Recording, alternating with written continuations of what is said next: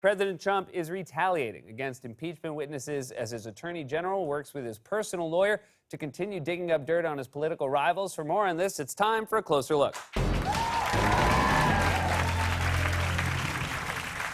There's one very specific thing Donald Trump loves doing, and that's showing off pieces of paper. He's done it multiple times with letters from world leaders, supposedly secret deals with other countries, and just last week, he did it again when he held up newspaper headlines showing off his acquittal at two separate events, including the National Prayer Breakfast and a White House press conference. I think I know what's going on here. Trump's desperate to prove to us that he knows how to read, except no one's buying it. I mean, when your dog carries the paper into the house, no one thinks, wow, he must be really up to date on current events.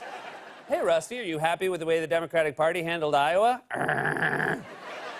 Trump's like an idiot frat bro trying to impress girls by wearing glasses and carrying around a book of poetry. Oh, this is just my favorite poet, Ralph Waldo Emerson. You know, he was famously very hard to find. They wrote a book about it. So there he is. There he is.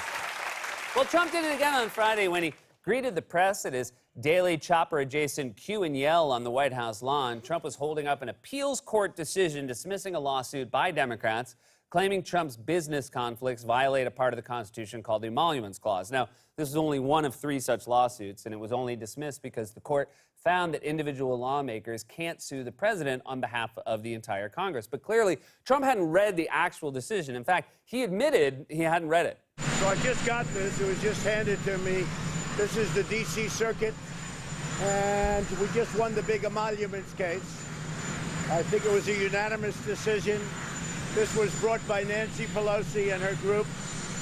It just came out a few minutes ago. So I'll be reading it on the helicopter. No, you won't. There's no way you're getting onto a helicopter and reading a dense legal document about something called the Emoluments Clause. After you buckle in, they probably hand you a plastic control stick so you can pretend you're the pilot. Ready for takeoff! Still, that decision was Trump's second legal victory of the week. Last week, of course, he was acquitted by a Republican Senate that locked arms to protect him at any and all costs, refusing to hear witnesses or new bombshell evidence, and rushing through a sham impeachment trial to dismiss the charges as quickly as possible. And clearly, he's been celebrating by getting not just some sun, but all of it. As you can see from this very real photo of Trump arriving at the White House on Friday with the wind exposing his hairline, he looks just like he went to the beach wearing a dog cone. Trump only cares about the top 1%, even when he's applying sunscreen to his face. Looks like he stuck his face in an empty bag of Doritos and sucked up the dust. Ready for takeoff!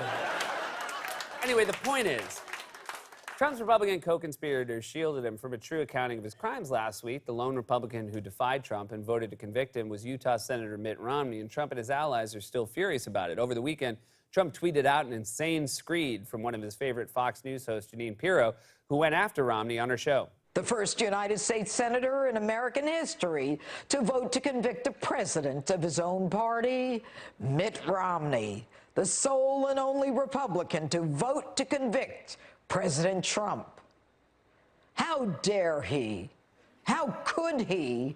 And why would he? You want to use that nothing burger to convict the President of the United States? Are you stupid too?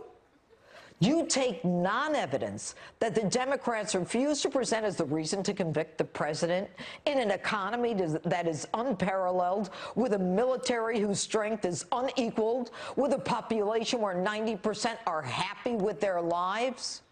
You really are stupid. He's stupid. You sound like you got cut from the first episode of Real Housewives of Long Island for flipping over.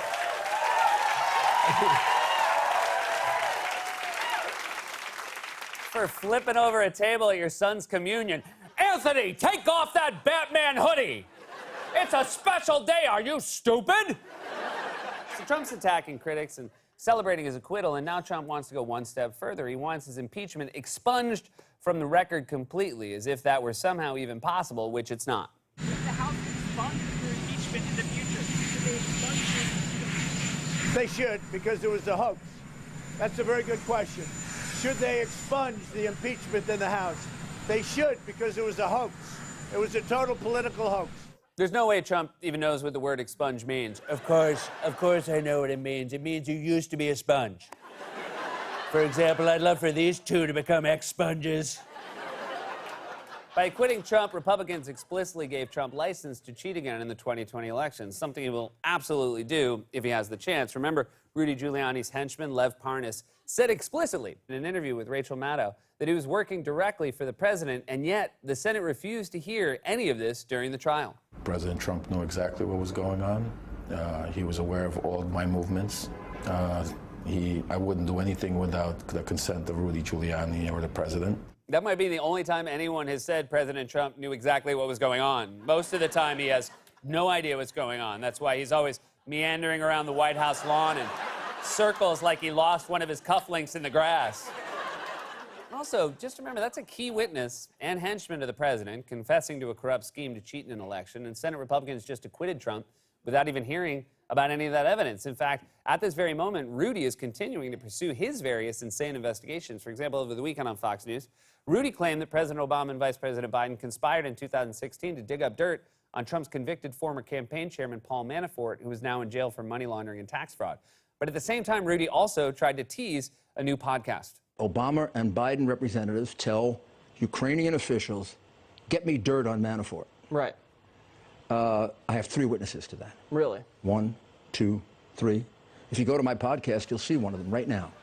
First of all, only on Fox News do you have to say 3 and then count to 3 with your fingers. I'm surprised that's not how Jeanine Pirro ended her monologue. I have 3 reasons Mitt Romney is stupid. 1, 2, 3. Second, can you even imagine what Rudy's podcast sounds like? It's probably the opposite of an ASMR video. If you listen to it, you'll lie awake at night with your eyes wide open, just like Rudy Giuliani.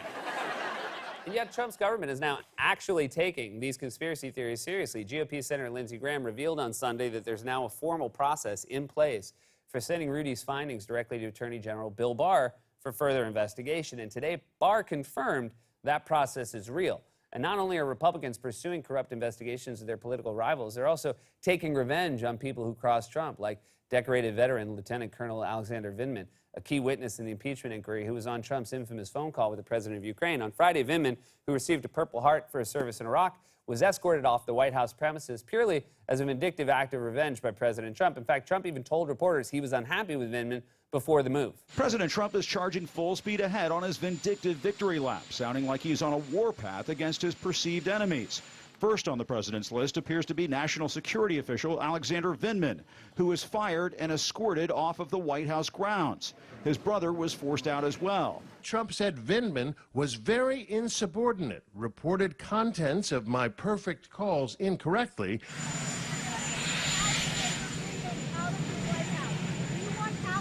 Well, I'm not happy with him. You think I'm supposed to be happy with him? I'm not.